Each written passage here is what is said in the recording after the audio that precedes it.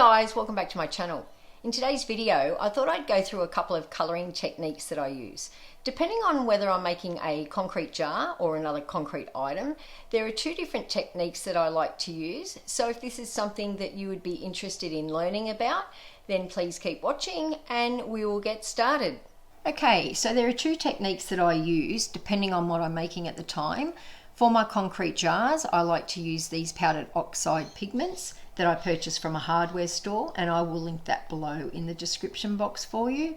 And when I'm making my trinket trays or other concrete items, I like to use these acrylic paints that I purchased from a craft store, and I will also link that below for you in the description box.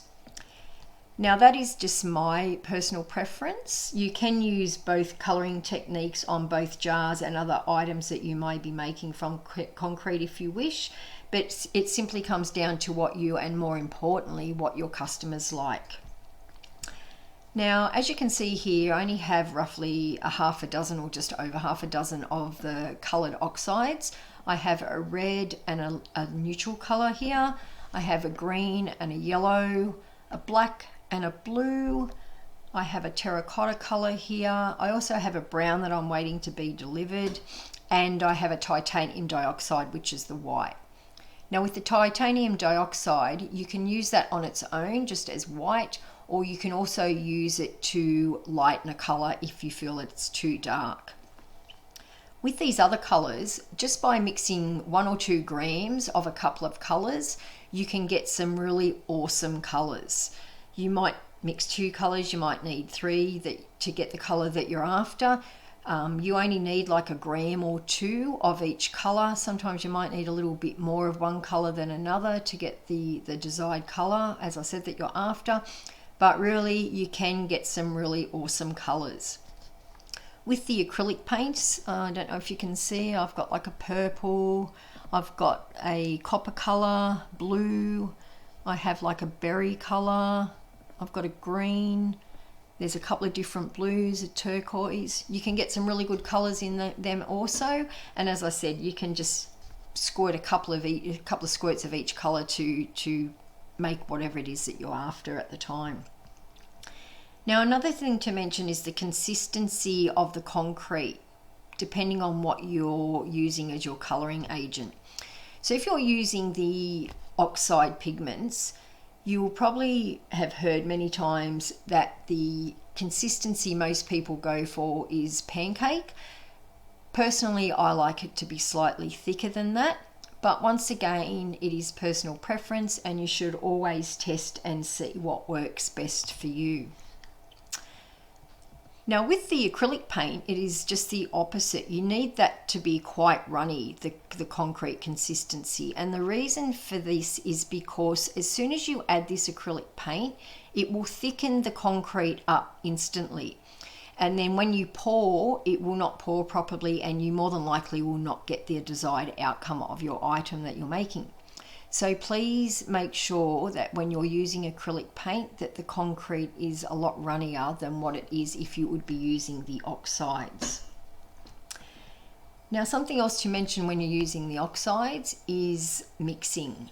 Now I don't know if you guys can see in there, but there are a couple of green spots down the bottom there, and that is because when I mixed this the other day, I have not mixed that green in correctly or enough, and it has left those couple of marks.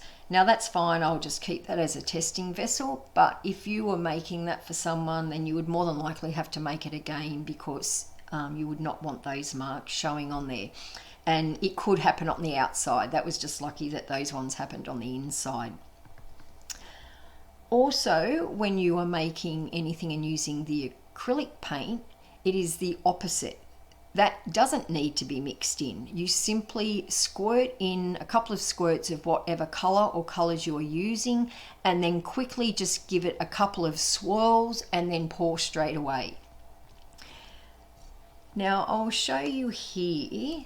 Now these are 2 vessels that I've just made the other day, and they're both using the green. Now as you can see, this one was made, I think, with some green and yellow. The one on the other hand was made with some green and a little bit of black. So you can see the difference in the colour by just playing around and mixing with different colours that you can get. It's really amazing, the different colors. Okay, now with the acrylic paint, this is a tea light holder that I made, and I don't know whether you guys can see that's got like I've made that with pink and a little bit of purple. I don't know whether you can see how much more vibrant that is than the candle jars that I make. This one here is a blue one. That one was made with a couple of different blues.